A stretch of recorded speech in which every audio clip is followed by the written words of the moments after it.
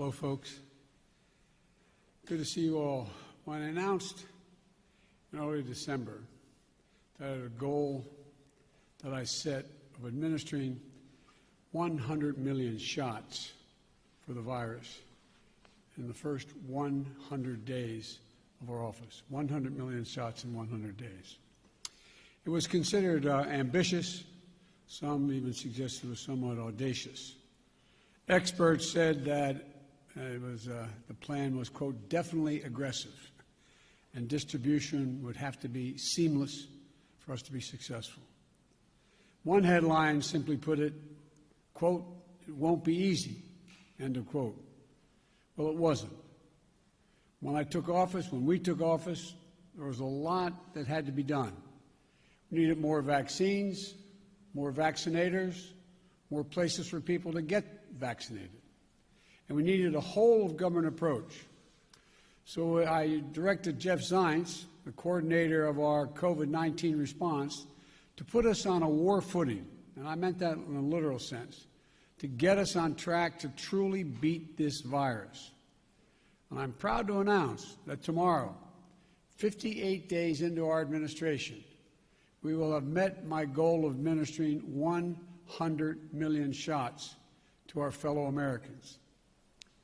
That's weeks ahead of schedule, and even with the setbacks we faced during the winter storms. And there's another big step on the path to putting checks in pockets and shots in people's arms. When we crossed the 50 million doses just 3 weeks ago, I told you that every time we hit the 50 million mark, I'd update you on our progress. So here's where we are today. 8 weeks ago, only 8% of seniors, those most vulnerable to COVID-19, had received a vaccination. Today, 65% of people aged 65 or older have received at least one shot, and 36% are fully vaccinated. And that's key, because this is the population that represents 80% of the well over 500,000 COVID-19 deaths that have occurred in America. We have nearly doubled the amount of vaccine doses that we distribute to states, tribes, and territories each week. We have gone from 1 million shots a day that I promised in December before we were even sworn in to an average of 2.5 million shots a day, outpacing the rest of the world significantly. And here's how we accomplished this. Using the power given to a president under the Defense Production Act, we expedited critical materials in vaccine production, such as equipment, machinery, and supplies. We work with vaccine manufacturers to speed up the delivery of millions more doses and brokered a historic manufacturing partnership between competing companies who put patriotism and public health first. These steps put us on track to have enough vaccine supply for every adult American by the end of May, months earlier than anyone expected. And we stood up or supplied more than 600 community vaccination sites that are administering hundreds of thousands of shots per day. We launched the federal pharmacy program, which has allowed millions of Americans to get a shot at one of 14,000 local pharmacies in this country, the same way they get their flu shot.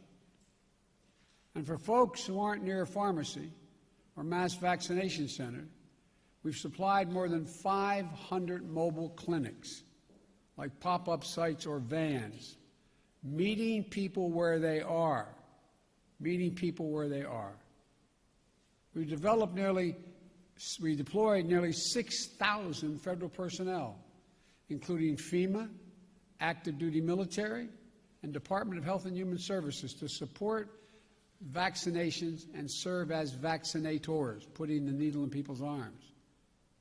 We're also supplying vaccines to community health centers to reach those who have been the hardest hit and suffered the most, especially Black, Latino, Native American, and rural communities. This is really important because we believe that speed and efficiency must be matched with fairness and equity. Now, when President Harris and I took a virtual tour of a vaccination center in Arizona not long ago, one of the nurses on that tour, injecting people, giving vaccinations, said that each shot was like administering a dose of hope. A dose of hope. That's how she phrased it. Behind these 100 million shots are millions of lives changed when people receive that dose of hope. Grandparents can hug their grandchildren again. Frontline workers who can show up at their jobs without the same fear they used to have. Teachers with the confidence to head back into the classroom. These milestones are significant accomplishments, but we have much more to do, much more to do. And the American Rescue Plan will help us do it. In addition to the cash payments it provides to you and your families, it also provides the funds to add vaccinators, to supply more community vaccinations, support more community vaccination centers, and increase testing. It'll help us accelerate nationwide efforts to reopen our schools safely. And as I told the nation last week, I've directed all states, tribes, and territories to make all adults eligible to be vaccinated no later than May the 1st. I'm glad to see that several states are already taking that step to make more and more Americans eligible, even before May 1st. Tomorrow, we will hit 100 million doses our administration has administered. But I've always said, that's just the floor. We will not stop until we beat this pandemic. Next week, I will announce our next goal to put shots in arms. This is a time for optimism, but it's not a time for relaxation.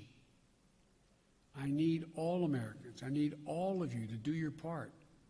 Wash your hands, stay socially distanced, keep masking up as recommended by the CDC, and get vaccinated when it's your turn. Now's not the time to let down our guard. In the last week, we've seen increases in the number of cases in several states.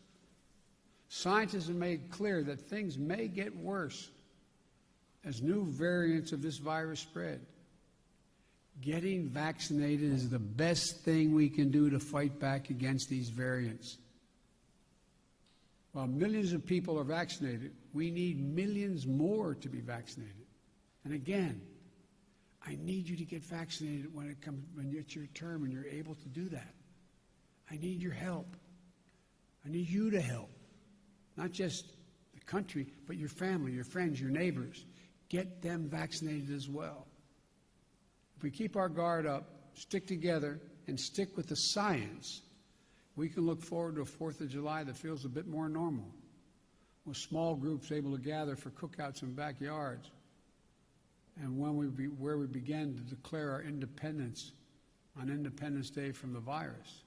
Look, together we're going to come through this stronger, with renewed faith in each other and our government that fulfills its most important function, protecting the American people. Let me be clear again.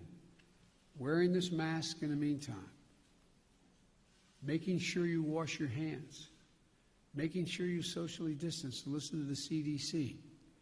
We've got to reach the point where we have herd immunity, meaning where we have a vast majority of the American people have been vaccinated before we can stop wearing these.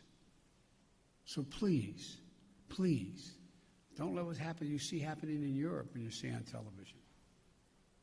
Keep the faith. Keep wearing the mask.